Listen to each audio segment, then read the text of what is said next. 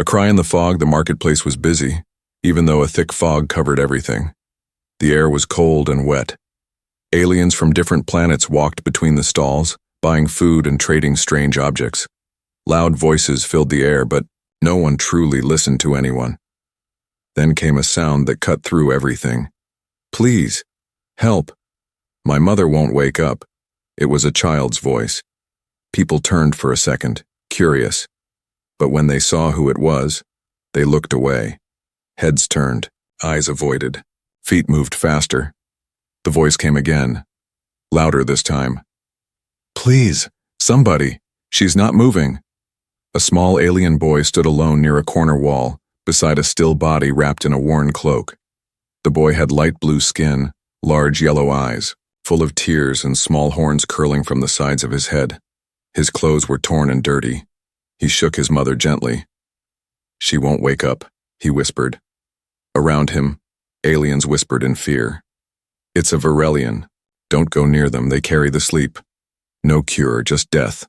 One by one, the crowd moved farther away. No one helped. No one spoke to him. Far away, near a small food stall, a human man named Marcus watched quietly. He wore a long dark coat, a travel pack on his back, and boots dusty from long roads. He was tall, strong, and had a tired look in his eyes. He had seen war. He had seen pain. But this was worse. He stepped forward. A local vendor grabbed his sleeve. "Don't," the vendor warned. "That child is Varelian. They bring sickness. The mother has the sleep." "What is the sleep?" Marcus asked. "It's something deadly, a sickness of the brain. When it starts, they fall into a deep sleep and never wake up, and anyone who touches them..." The vendor didn't finish. Marcus looked back at the boy who now sat on the ground holding his mother's hand and crying softly. "I'm not afraid," Marcus said, brushing past the vendor. He walked up to the boy slowly, gently. "Hey," Marcus said, "what's your name?" The boy looked up, surprised. No one had talked to him all day. "Leo," he said. "Please, mister, she was fine this morning. Then she said she was tired and she sat down and now she won't move." Marcus knelt beside the alien woman. Her skin was pale, almost gray. Her breath was slow, very slow. Her body was cold, but she was alive. He checked her pulse. Faint. "She's still breathing," he said. Leo looked scared. "She needs green root. We ran out of it 2 days ago. She said she'd be okay, but..." Marcus helped lift her gently. "What's green root?" "It's a flower. Varelians need it to stay awake. Without it, our brains go to sleep. And if too much time passes..." Leo couldn't finish the sentence. "Where can I find it?" Marcus asked. Leo looked down. "It only grows in one place now. Whisperwood." Marcus frowned. "What's that?" The boy whispered. "The cursed forest outside the colony. Nobody goes in there. They say it shows you your worst fears. It's alive." Marcus looked down at the weak alien woman in his arms, then at the crying boy beside him. He made his choice. Then, "I'll go," he said. "But first, let's get your mother somewhere warm."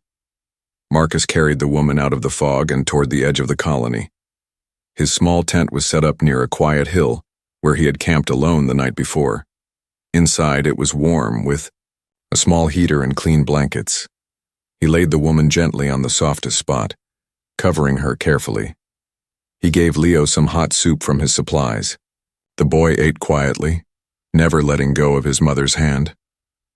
Marcus watched the two for a moment. Then he looked out the tent flap, toward the dark trees far in the distance. They were barely visible, like black claws stretching into the sky. "Whisperwood," he said softly.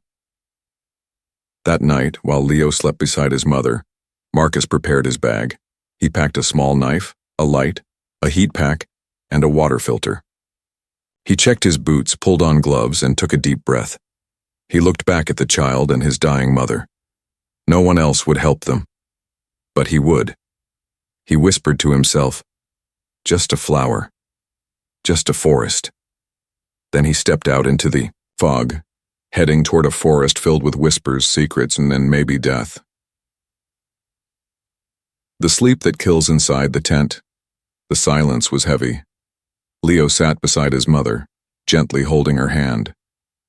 Her skin was no longer just cold, it was becoming still.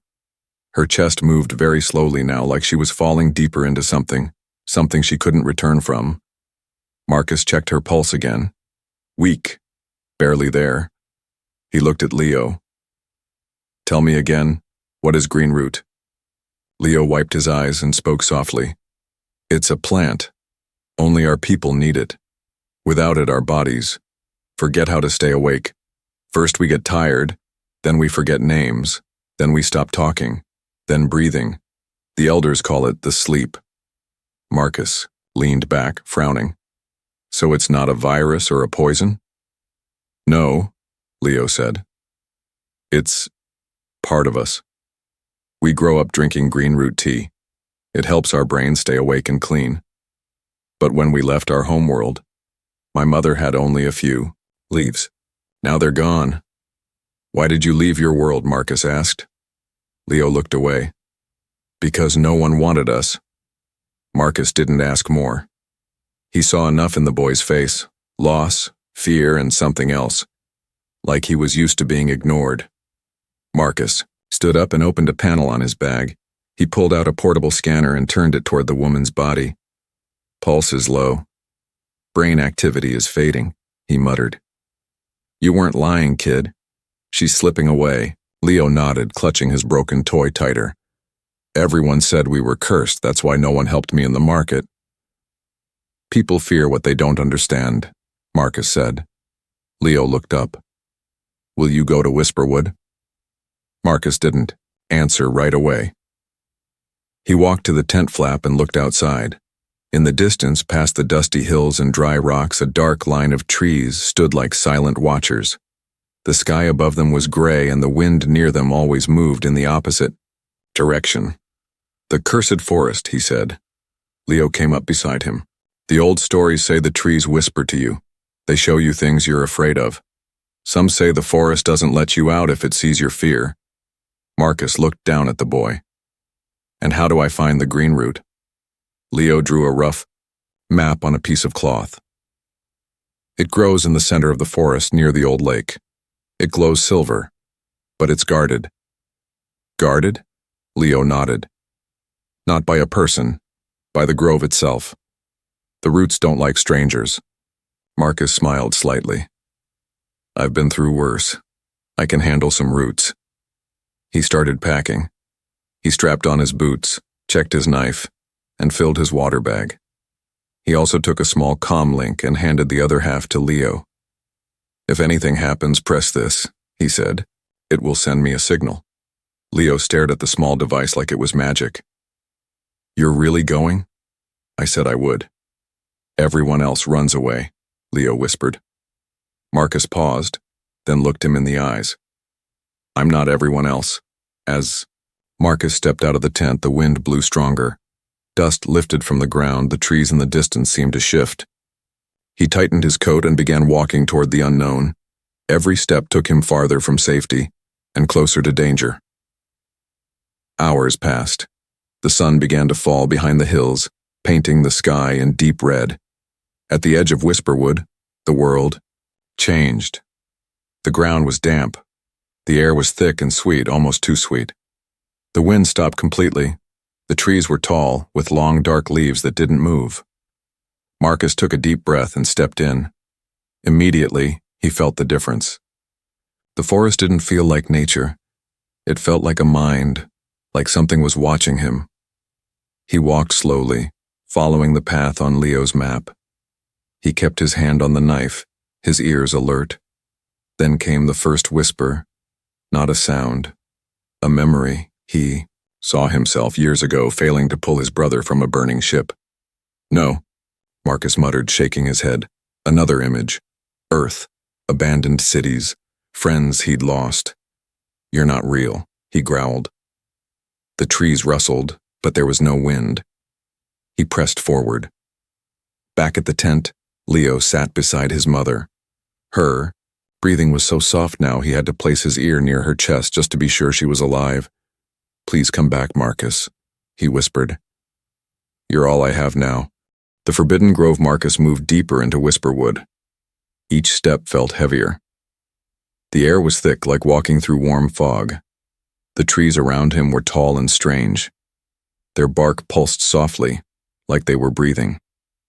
Some had glowing vines. Others dripped red sap that steamed on the ground.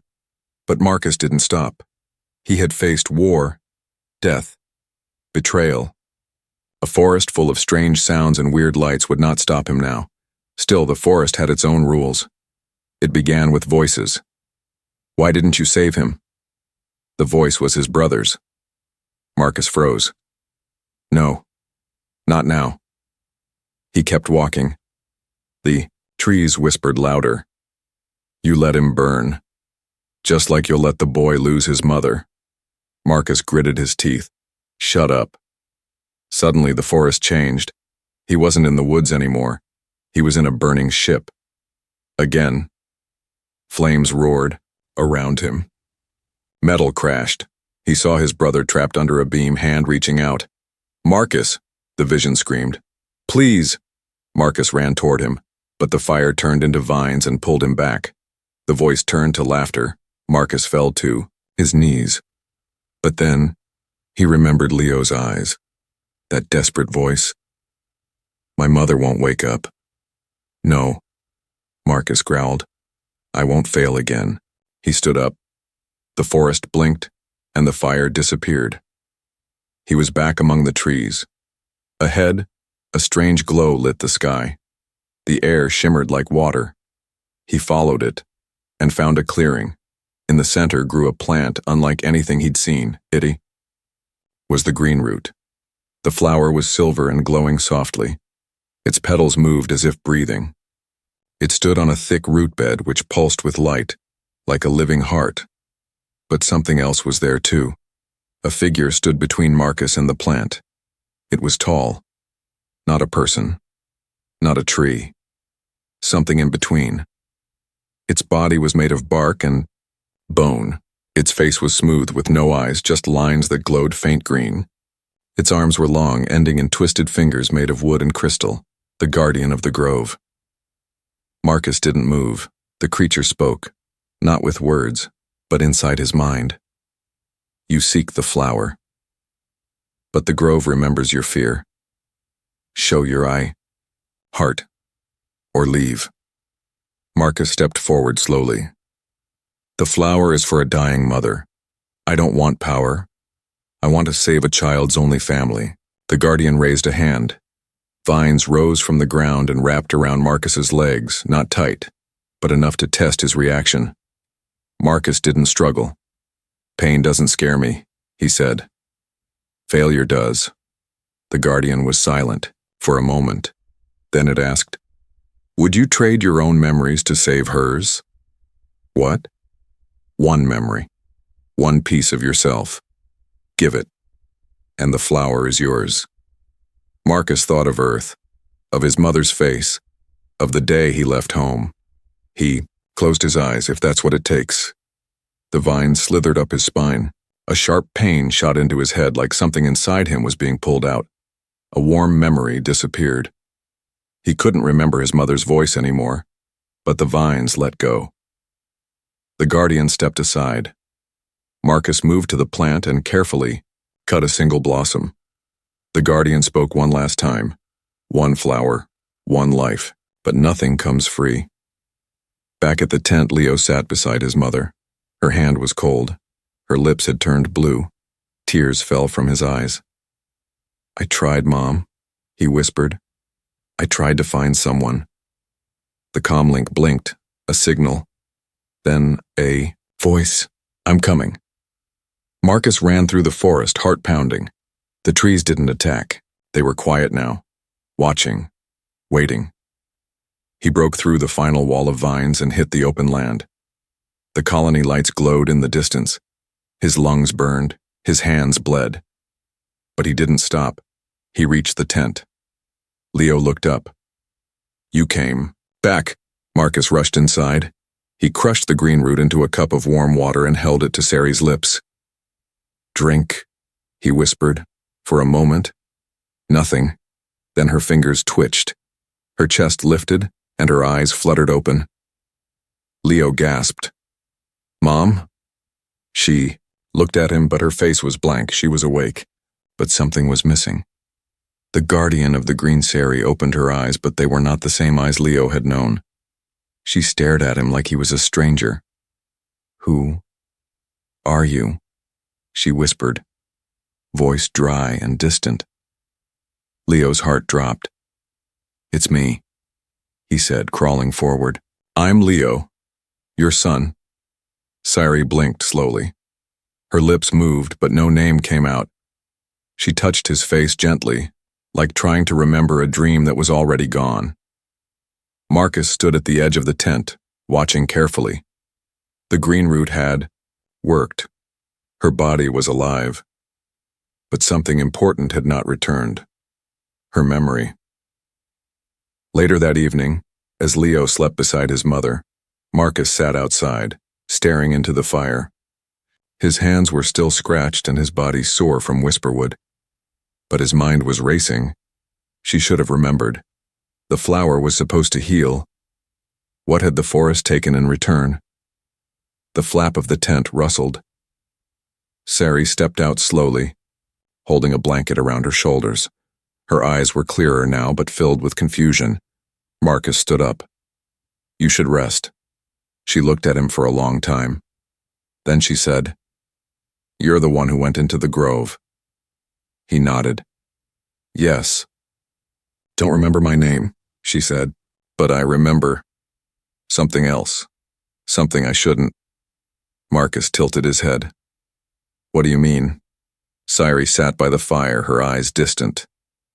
"I see stars, a glowing map, machines under the ground, and something waiting." Marcus crouched beside her. "What kind of machines?" "Big ones," she whispered. "Buried weapons, hidden by my people long ago. I think I was one of them, a soldier or a pilot. They put something inside my mind. A code." Marcus felt cold. "And now it's waking up?" Sari nodded. "I think the forest unlocked it. The flower didn't just heal me, it opened me." Marcus reached into his coat and pulled out the glowing chip he had taken from the flower's core. It was still pulsing soft green. "I didn't just bring back the plant," he said. "The guardian gave me this." Sari's eyes widened when she saw it. "That's not a plant," she said. "That's a seed of command, a key." Marcus stared at it. "Then what did I open?" The next morning, Sari led Marcus to a forgotten area just outside the colony, a flat piece of land with old ruins buried under the dust, half-covered doors, rusted symbols, cracked stone. She stood still for a long time. Then suddenly, her hands moved on their own. She walked forward and placed her palm on a smooth metal wall. A blue light blinked. The ground shook. A hidden door opened downward into the earth. Marcus followed her down. Inside was something ancient, a room full of machines. Floating crystals, giant cables running across the ceiling. In the center, an orb, just like the one Marcus had seen in Whisperwood, but larger, stronger, and awake. The moment they entered, the orb glowed red. Sari gasped and dropped to her knees. "The code is activating," she whispered. "It sees me."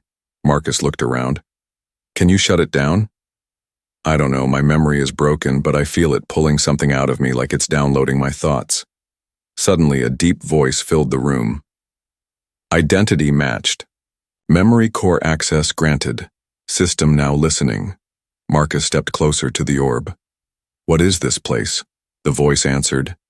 "This is Guardian Core 1, the first, the start, the warning." The room grew colder.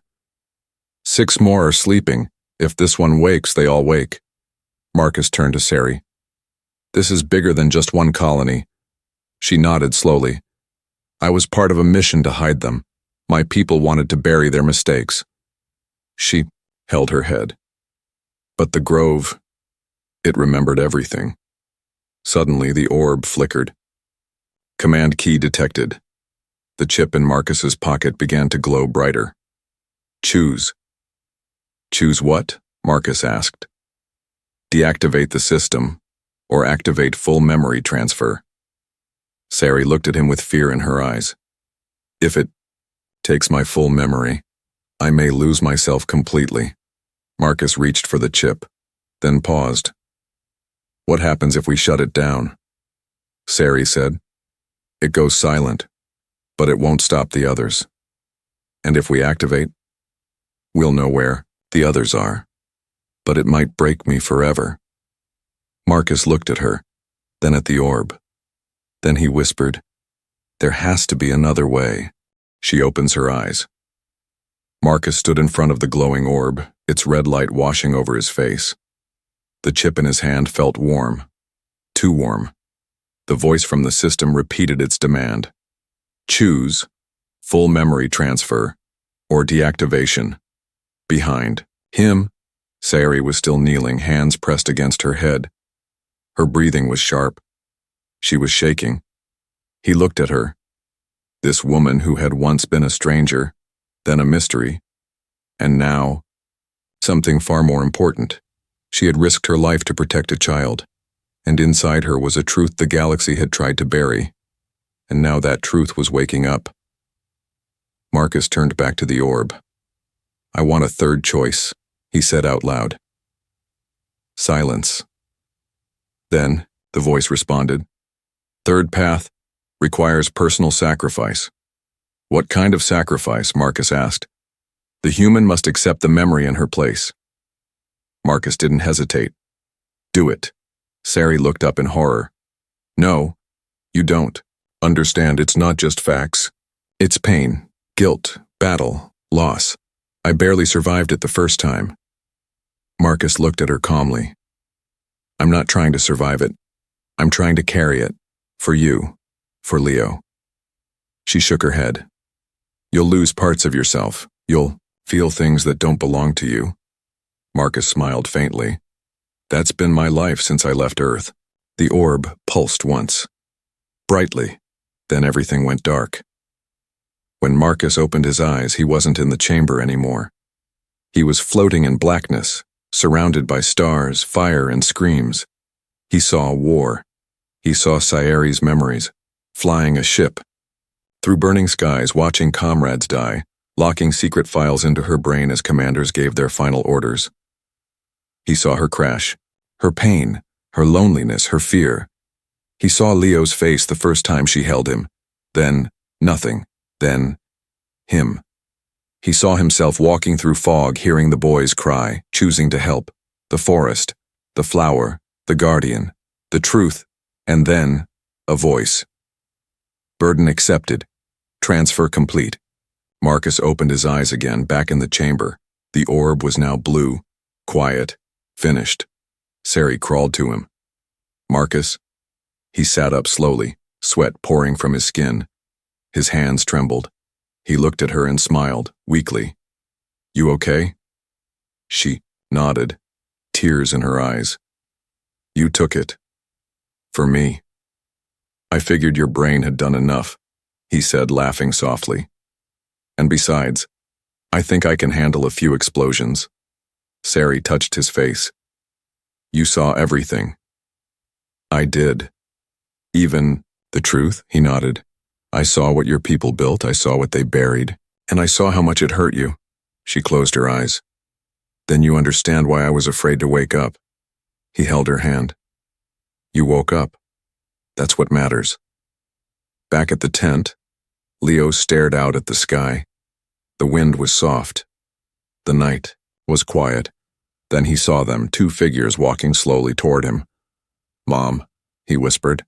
She was limping, but she was walking, and she was smiling. He ran to her. She dropped to her knees just in time to catch him. My little star. She whispered into his hair. I'm back. You remember me now? He asked. She pulled back and looked into his eyes. I remember everything. He hugged her tighter than ever before, then looked at Marcus. Did you save her again? Marcus smiled. She saved herself this time, I just helped carry something.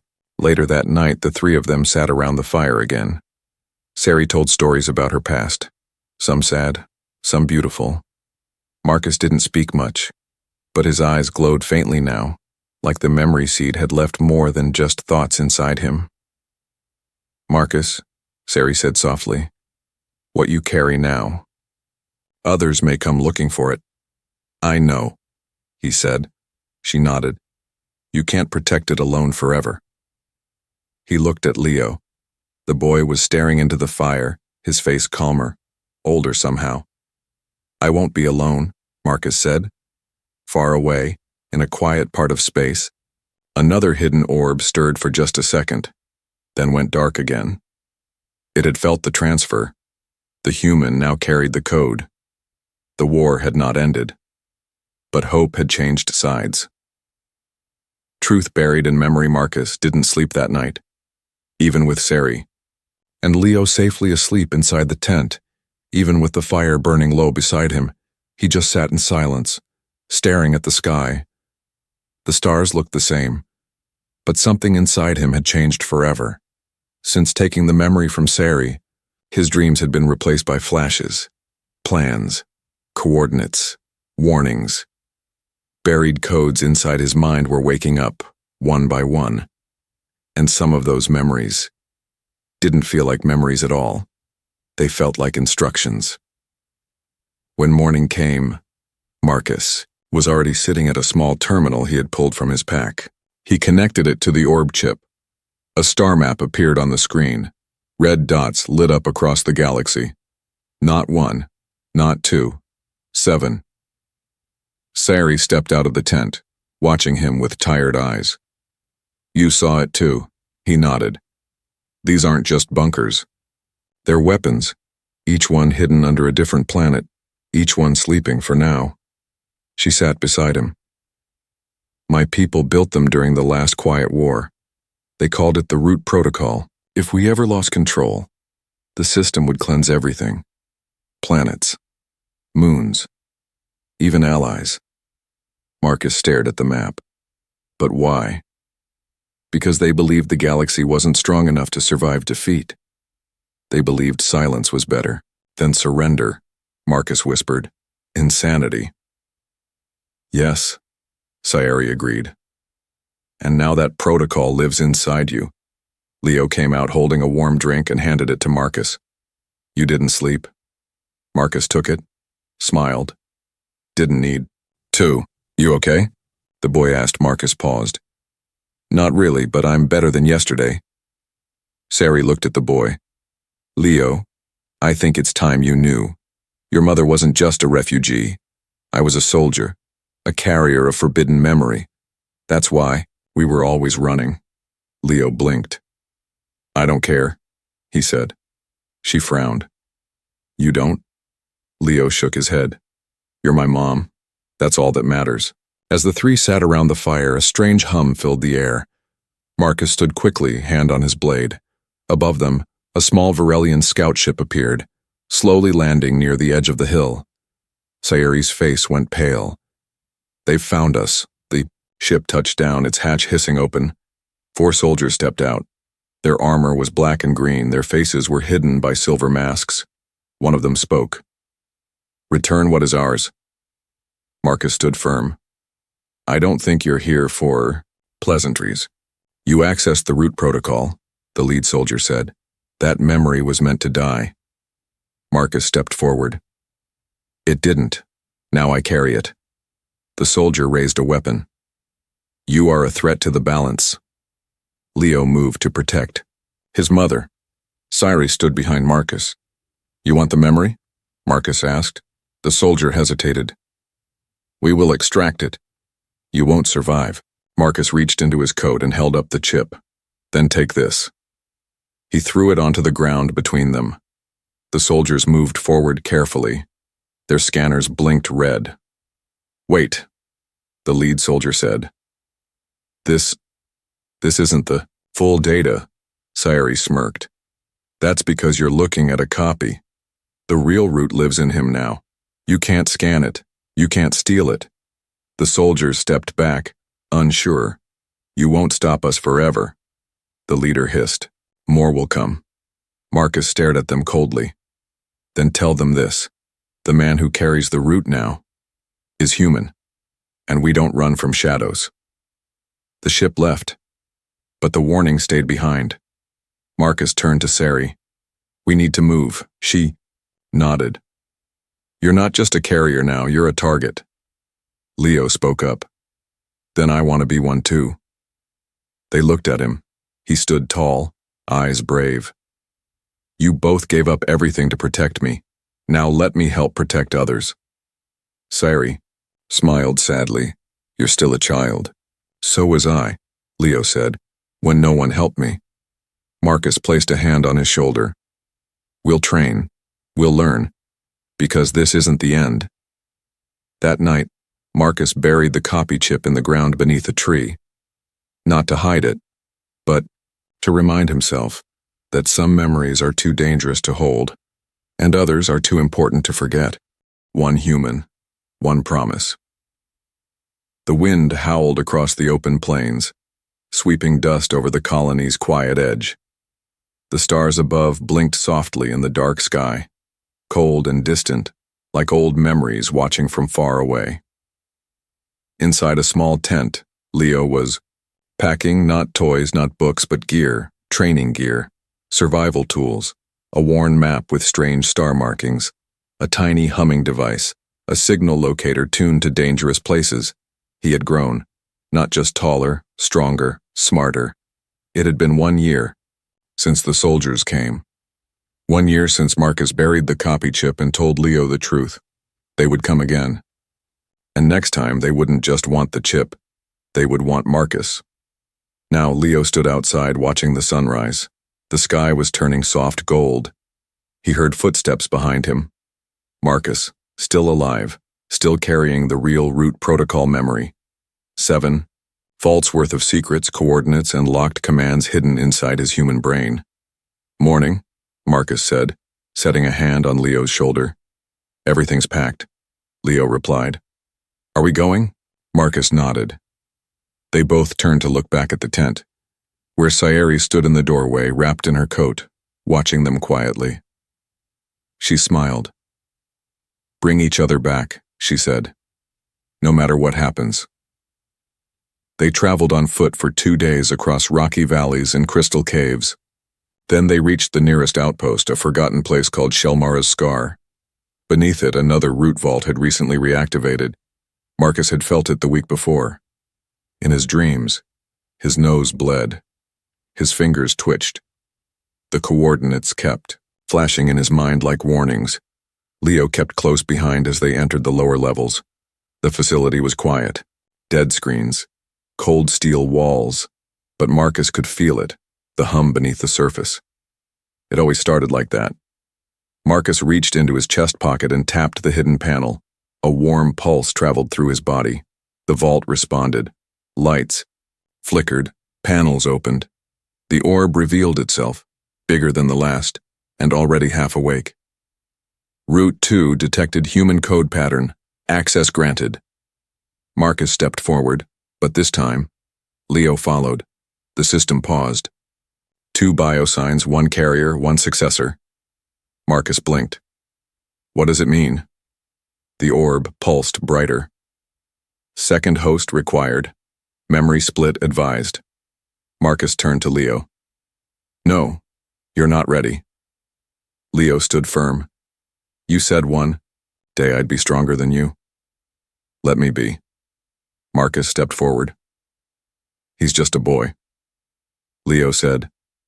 So was I, when I watched my mother almost die in the street. So were you when you lost your brother.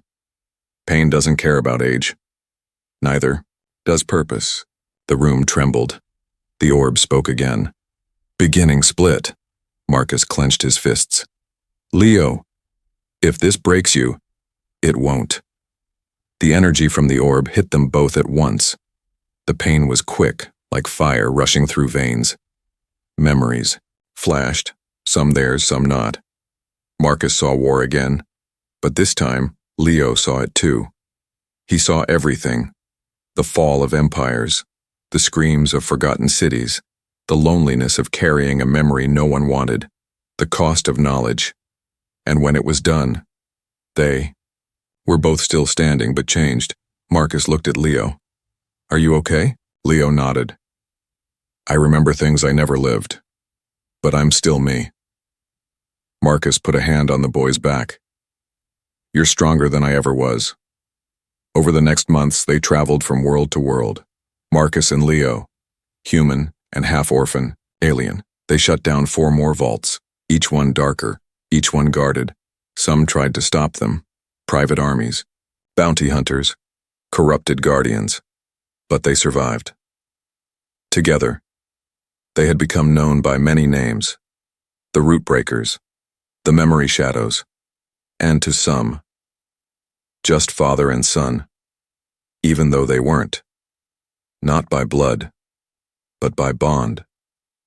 Back on the colony, Sari ran a small school now, teaching young aliens who had nowhere else to go. She kept a seat empty, waiting. Then came the 7th signal, the last one. It came in the middle of the night, through Marcus's mind like a scream, but this time, he didn't wake up. Leo found him on the floor of their camp ship, breathing, but unconscious. The map on the screen blinked red. Vault 7, the core seed, the oldest one, the first to be built, the last to remain. Leo stared at the map, then at Marcus, and he whispered, "You gave me everything. Now let me return the promise." Leo traveled alone, to a black planet at the edge of known space.